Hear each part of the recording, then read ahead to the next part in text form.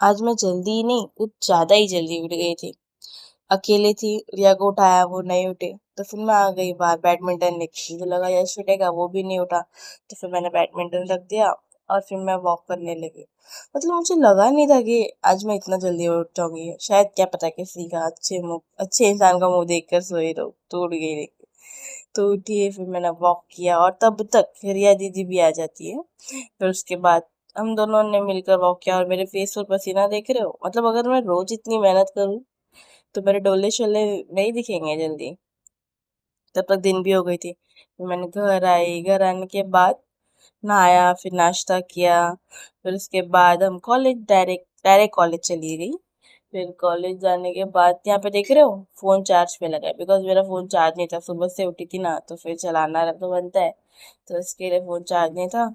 और यहाँ पे मेरी दीदी को कुछ भी नहीं लेने गया, कुछ भी नहीं, पर फिर भी बेचारी का टाइम पास करा रही है।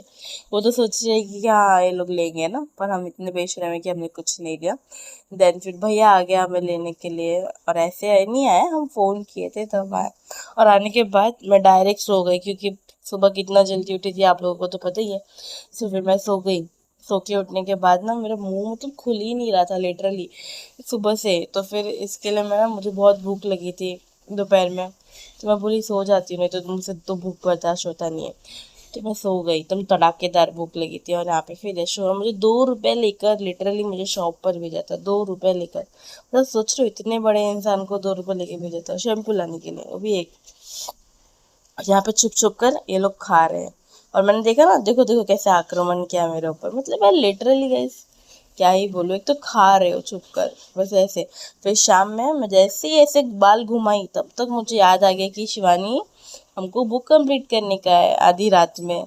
तो फिर मैं गई शॉप पर, और एक भी मतलब हम कम से कम 3 शॉप पर गए, एक भी ने भी खुला नहीं था।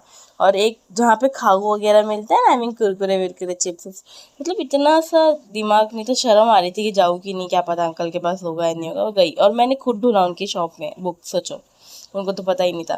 फिर आइसक्रीम लिया, और आइसक्रीम लेते ही घर आ गए। घर आते आते मेरी बहन ने मुझे इतना पकाया ना, 2 रुपए की मतलब चॉकलेट के लिए रो रही थी यार लिटरली।